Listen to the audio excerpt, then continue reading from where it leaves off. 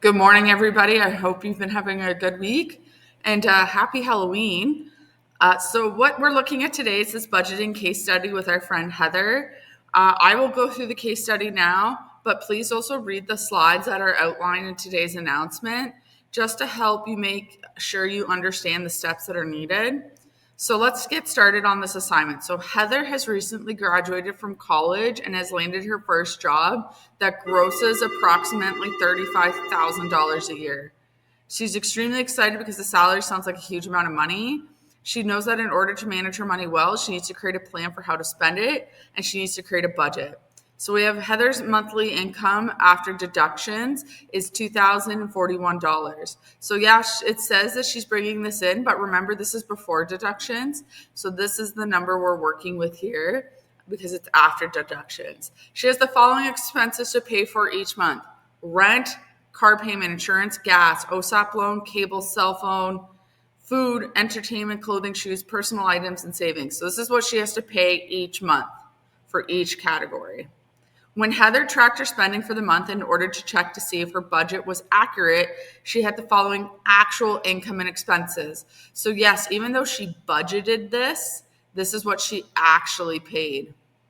So she made overtime pay this month of $202.50, which means this amount will go up. So you will have to add those two numbers together. These were some extra expenses she had. As you can see, the numbers don't line up to what she budgeted, so we need to keep that in mind. So using the budgeting planning sheet, which you can find here, for my friends that can't access Google items, I will make this into a Word doc or a Word sheet version so you can access it. So just bear with me. So using the sheet, you're going to make sure you enter into the actual column to see how Heather did this month. So when you open it, you're going to plug in her budgeting amounts from that first chart and what she actually spent. Make sure that when you do the actual, you put in that extra overtime money she made to get the accurate total income. You're going to plug in all the information. Anything that isn't in the chart from the Word doc or from the Google doc, just leave it blank. Once you've done that, that's worth 15 marks. You're going to answer the following 7 questions about Heather.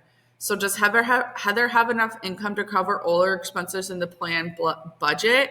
Yes or no, and what is the total? So you need to give me both, either yes she does, no she doesn't, and what is the numerical amount. So those are your 2 marks. If Heather wishes to save 20% of her net income, so that's this amount up here, how much money does she need to set aside for this in her planned budget? Show the math so I can see how you got to that 20% of the $2,041 she made for the month.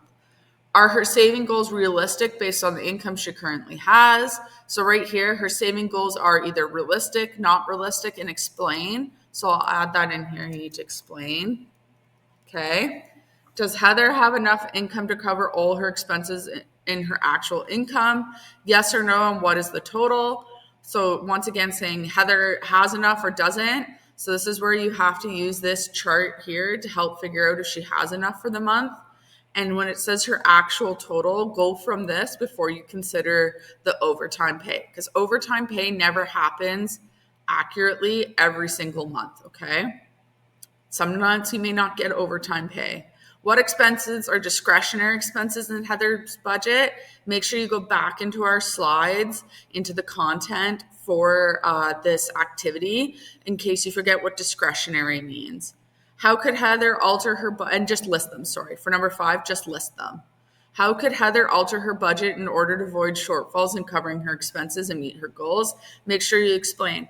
Does she need to, I don't know, maybe sell her car and start taking public transportation? Does she need to not buy her family birthday presents? Think of those kinds of things.